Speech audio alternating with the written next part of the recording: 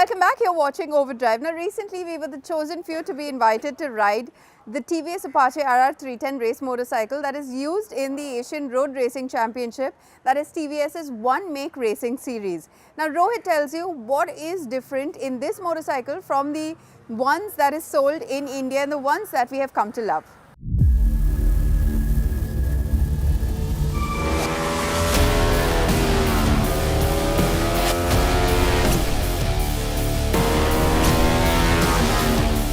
We are back at a racetrack and we've been riding an RR310 again. I know what you're thinking, but no, this time it's different. So why am I grinning? That's because we're at a MotoGP certified track and we've been riding a race bike. So who wouldn't? And not just any race bike.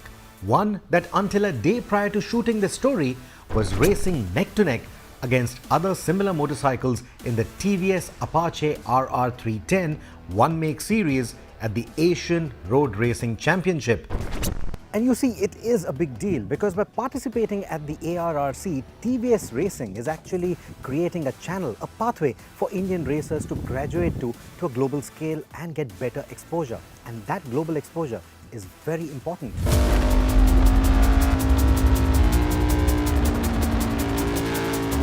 To that effect, three celebrated racers from India, Deepak Ravikumar, H.Y. Ahmed and Jagan, were a part of the 20-rider roster that comprised racers from other Asian countries, and the sheer fact that our Indian boys were outpaced by most of them shows how fierce the global competition benchmark is. And it will only make our champions aim for better performance, especially when the motorcycle spec and tune is the same for all the racers, providing a level playing field. This race bike is derived from the road-legal Apache RR310. So apart from the bore and stroke of the engine, the internal gear ratios and the main frame of the chassis, the rest of the bike is actually bespoke. Like for example, a twin exhaust system, titanium valves, forged pistons. You also have a ram air intake system.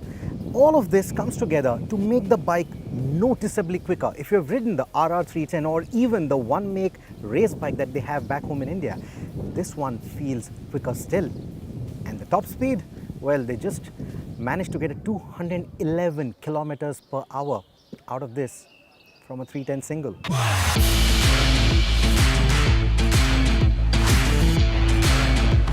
Though our short 30-minute track session was largely spent learning the lines of the flowing Chang International Circuit, the 310 never felt inadequate or underpowered for what is a fairly quick circuit. I did make a few mistakes with the lines and at speed, and yet the race bike never felt like it would throw me into some expensive mess or put me on TVS's blacklist. It is forgiving in that sense and never feels overwhelming despite that performance. And that is down to excellent chassis balance, some conservative tuning on our test bikes, and precise tuning of the fully adjustable Öhlins suspension by the TVS engineers. For my frame size and lack of fitness, I found the ergonomics to be a bit cramped. But then again, TVS was very quick to identify that, quickly make changes to the foot pegs, to the clip-ons, make the geometry more comfortable for me. Now, the racers, of course, get this privilege, and they also get to choose between different sprocket sizes. It's a limited choice, but they get to choose that as well. Even the engine RPM can be played around with as per their riding preference, as per their throttle usage. But TVS likes to keep it conservative to make sure that the reliability of the engine is not compromised. In fact, it was made even more conservative for our ride today. And even then, the bike felt quick. It raced to the red line so quickly. And then getting used to that GP pattern took some time. But after that, oh my God, it was lovely. And all those bangs that you hear on the upshift, amazing. It just contributes to that atmosphere. It just contributes to that feeling of being on a race bike, on a race machine. And that's wonderful. You need to experience it to believe it. Despite the conservative tuning, the lighter bunch from the group saw top speeds of over 180 kilometers an hour.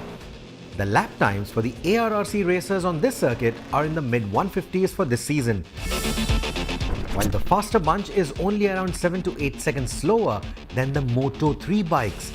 By making improvements to the internal gear ratios and using lighter carbon wheels for next year, TVS hopes to break the 150 barrier as well. The race bike also rolls on a shorter wheelbase, and that's thanks to a shorter swing arm. Remember how we keep saying the RR310 is an excellent sport tourer and out on the track it handles quite well? Well, in this form, it doesn't feel like an in-between. It doesn't feel like it's trying to achieve a best of both the worlds. This one is a proper, sharp race bike. Around the bends, it's sharp, it's nimble, it's blisteringly quick.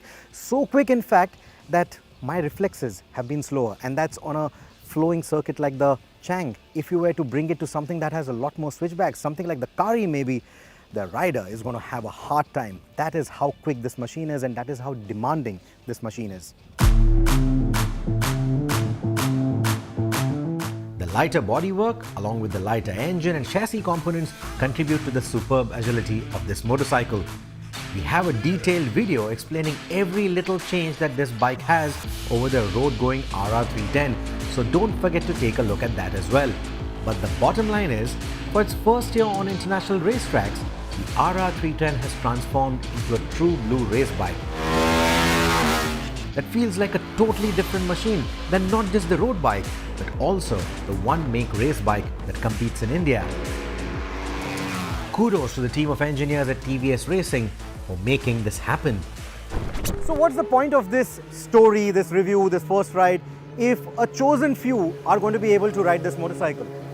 Well, looking at how TVS has done up their motorcycles in the past, looking at so many TVS presentations, if you were to participate in one, you will often hear the term TVS is an engineering-driven company. Looking at all of that, I think TVS might just use their learnings from this machine. They might just use some hardware from this machine, and that could actually filter down to the RR310 that you and I can buy back home in India. We've already seen the race replica of the smaller RTR series. So I'm guessing a race replica of the RR310 could be on the cards too. That's wishful thinking, but why not? After experiencing this machine, I hope some of it, some of that DNA comes to the India spec bike as well. Fingers crossed. It's time for us to take our final commercial break, but on the other side, we'll tell you all about the Zontes 350R.